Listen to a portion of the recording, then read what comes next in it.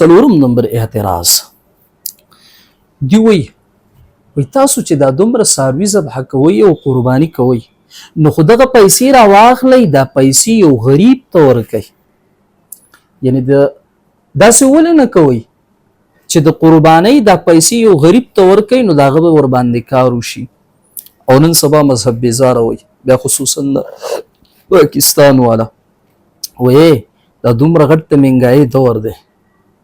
نو د قربانۍ په ځای باندې تاسو دغه پیسې راواخلئ او یو غریب ته ورکئ نو وایي دا به ښه وي. نو اول نمبر جواب ته ورته ووایه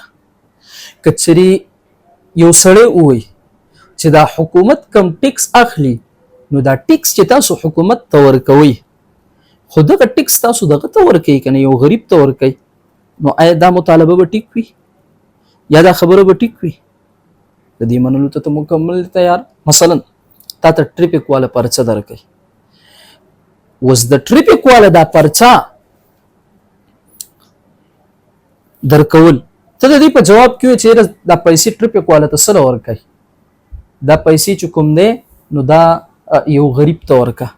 آیا په دې سره ستا ذمه خلاصېږي؟ نشي خلاصېدلی. ذمه به دې هله خلاصېږي چې کله ته څه ورکوې ټریفیک والا ته د هغې پرچه ورکوي. دویم نمبر خبره ګوره اسلام ډیر وسیع النظر دین دی. اسلام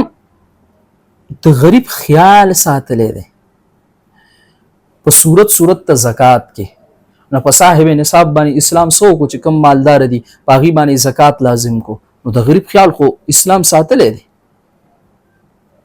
البته دا هم د غریب سره د قربانۍ په صورت کې دین اسلام د دې خبرې ترغیب درکړی دی چې دا غوښه یوازې ځان ته مه ذخیره اندوز کوه. مستحب دا ده چې د غریب ورپکې څه وخت ساته خیال وساته. نو دین اسلام خو د غریب د امداد کولو چرته کې هم څه نه دی کړی هغه مخالفت نه دی کړی خو بار بار د دین اسلام د غریب سره د امداد کولو څه درکوي ترغیب درکوي او د صدقاتو څومره فضایل درته بیان کړي دي. دریم نمبر خبره ستانه مطالبه د یو څیز وي او ته په جواب کې بل څیز ورکړې نو آیا په دې سره د طالب هغه مطالبه پوره کېدلی شي؟ مثلا ما اوس تاسو کې یو کس وي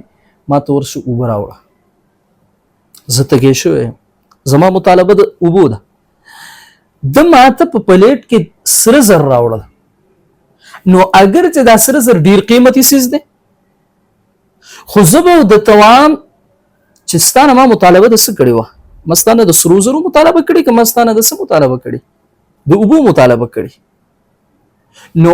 عقل تقاضا ده چې ستانه د کوم څیز طلب وشو د کوم څیز مطالبه وشو په جواب کې هغه څیز ورکا. نو زمونږ نه مطالبه د قربانۍ شوې ده د وینې تویولو شوې ده د یو ځناور د ذبح کولو شوې ده او زه وایم چېرې دا پیسې به زه یو غریب ته ورکړم دا خو د عقل سراسر خلاف خبره ده. څلورم نمبر خبره دین اسلام په انسان باندې دوه خوشحالۍ هغه راوستی دي. یو ته تاسو عید الفطر وایي یو ته عید الاضحی وایي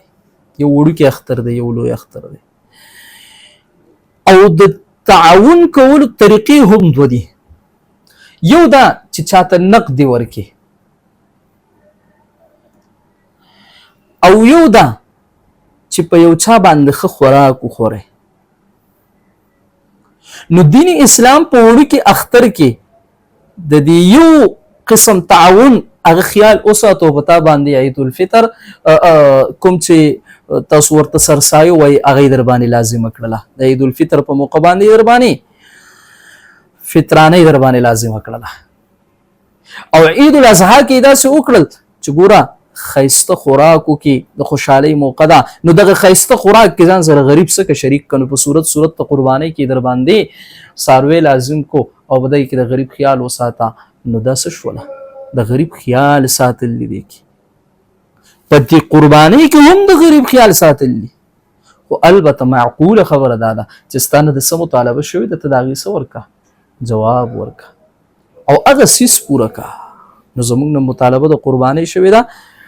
او دا اعتراض تاسو پای کې ولې نه کوو چې یو سړی سکول جوړوي ته وایې چېرې دا سکول مه جوړوه د دې دا پیسې چا له ورکه یو غریب له ورکه یا یو سړی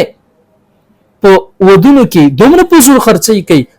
دغه فضول خرچ باندې خو چرته ته اعتراض ورکړو چې ته دا دومره فضول خرچي کوي دا پیسې چرته ورکوي غریب ته ورکړه خو کته ته غریب را یادېږي نو صرف د قربانۍ په موقع را یادېږي معلومه دا شوله